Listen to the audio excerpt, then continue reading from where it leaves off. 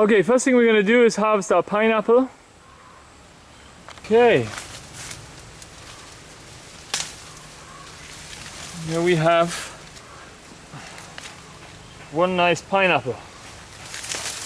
Now, a pineapple will typically make seeds in this area here. So each one of these would have a seed in it if you had a pineapple growing at the same time, and the bees will have cross-pollinated. It has a self-incompatibility mechanism, which means it does not self-pollinate. There's a mechanism that prevents it from self-pollinating. So we don't have any seeds in here. Well, we might, because we do have a lot of pineapples growing all over the place on the farm. So I will check.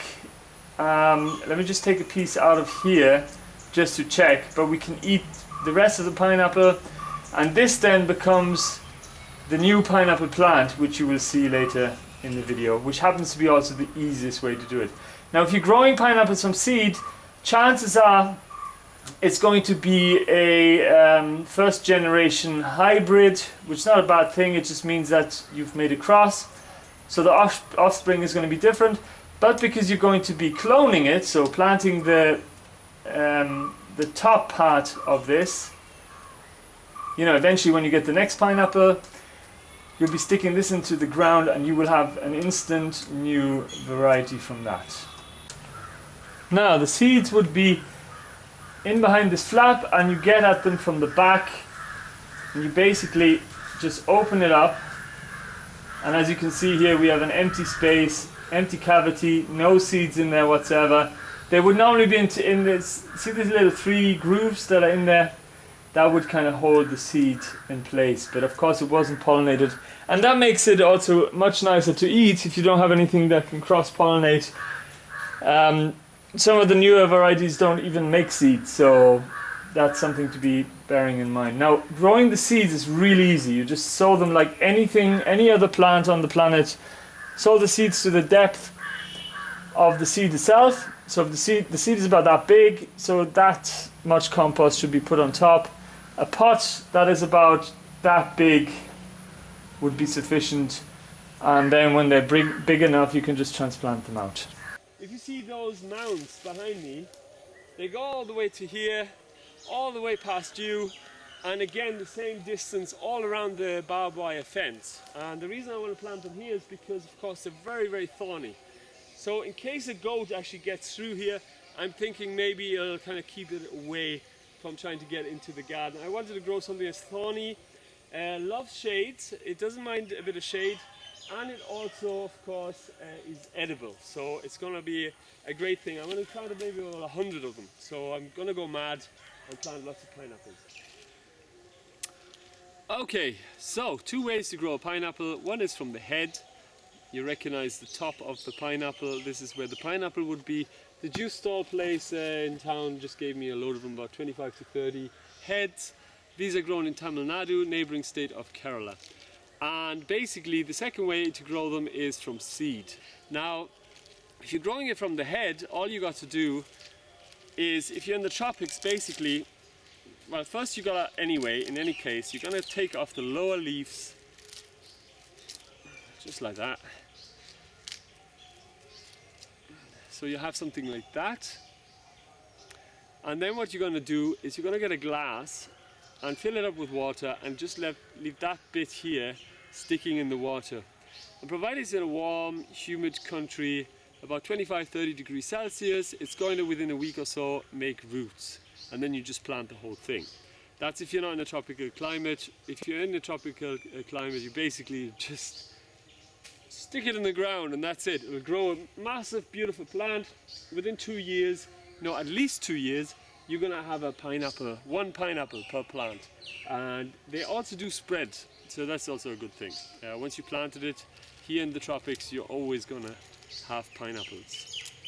So that's pretty much it.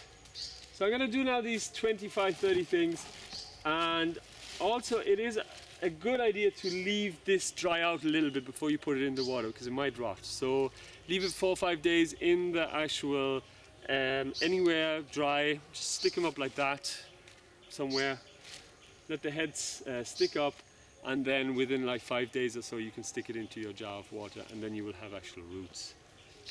So do try it in do try it at home. You never know, it might actually work, providing you have somewhere that is kind of like a mini greenhouse that's heated through the winter, or slightly humid. Then you might actually be able to grow pineapple as well. So I have tried in Ireland, didn't work. So ideally we would of course use some compost, but we've only got weeds at the moment, and they work just as well. So now the trick will be is to get this soil, dump it on there, maybe a layer that thick, and in the tropics that works fine. You wouldn't do this at home in Slovenia because especially if you're using like dried twigs, which we'll be using for the later ones because we don't have that much weeds, green weeds, because it'll may rub the nitrogen from the soil. So this is kind of like a Hügelkultur, and in the West you would actually add that much soil on top. So the plants have something to grow into. Here you only have to add a little bit. So that kind of works.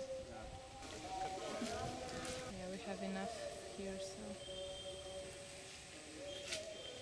Ideally as well, you can put coconut shells upside down as well, so that the what do you call it, the bowl is facing up, so it's gathering the water. But we don't have any, so we'll just use whatever we got.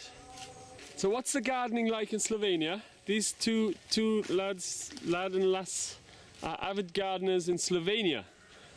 Tell us a little bit about Slovenian gardening.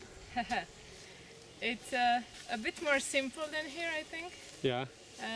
But still, it's always, with the garden, it's always a lot of work to do. Yeah. And you have to love it, you have to be there Yeah. almost all the time. Yeah. And then it's okay. It Yeah. gives you what you give to the garden. So. That's exactly how it is. Yeah. Everywhere. Yeah. Yep. So you put on about a 10 centimeter layer would be enough. Like such.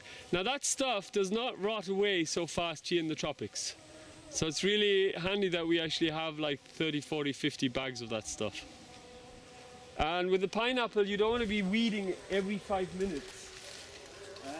Especially because they're thorny, so this is going to keep the weeds down, and the pineapples are going to start growing into each other eventually. Alright, so we're ready to plant. No, not even. Let me just show you. The main thing is we'd never walk on this bed again. So let's go and do a close-up of that. Okay, so guys, so if you want to just stick like one there, one there, one there, one there, one there, like a star-shaped pattern. So like a 5, like a dice. You know when you have a 5 on the dice, you can do it like that. So we want to do the ones here at the edge, and literally you just stick them in the ground like that. From the earth a little bit. And put the fibers around. Yeah, and that's it. And that is it. The last one. Well done, guys. Now 6 months later, and this is basically what the bed looks like. It's the one we focus mostly on in this video, if you remember. The middle one. We have another one over there and another one there with about 150 plants. That's what we kind of managed in the end. Plants are looking very happy, very healthy. Okay, so it's now 1 year later since what you just saw, and we basically have a harvest. This is our pineapple. It's not ready yet. It's a bit young still. And I'm just really well chuffed. Now all of the rest of them within a month or two will all be producing pineapples. It's just this one is a little bit early. Plant might have gotten stressed. Some plants actually turn on and off genes, and that might have something to do with it. So that means that if we cut the top of that, plant that separately, we most certainly will get, maybe we'll get a new sub variety that just it fruits a bit earlier, basically, which is good because this takes 2 years to actually make pineapples, and you can really appreciate how much work goes into making pineapples and why they're a little bit more expensive than your normal fruit. So I still got to weed that back area. I may, and the one just behind you, I may actually have pineapples in there, so I don't really know just yet. But as soon as we have 2 that are flowering at the same time, I'm going to of course take some pollen and just cross-pollinate them, and we get seeds that way. And without a doubt, they will be There could be a generation F something, F like generation 10, generation 2, generation 1, depending on what was used in the cross, because without a doubt a cross was made in order to get a new variety. And then of course, as I mentioned in the beginning of the video, that they would actually clone them, then vegetatively just reproduce them. And that is just really exciting, because once we actually have the seeds, without a doubt we will have some something new that won't look or resemble so much the parent plants, and make a new variety right away. Just a bit of a fun project, can't promise anything, but that's what we're going to attempt. So yeah, one more last thing I want to mention as well, because I only weed these about 3 times a year. They do get a bit of gunk in there, and even ants live in it. So what I do is I get a bit of I get a watering can and put a bit of water in there and just wash it out. It's about 3 times a year. Same with that one over there, and that one behind there. There's tons of them in there actually. So I still got to check that out. So that concludes the video. Hope you enjoyed it, and like it up, share it with your friends, and subscribe if you're new to the channel, and hit the bell. And that's about it really. So thanks for watching, and I might see you in the next one.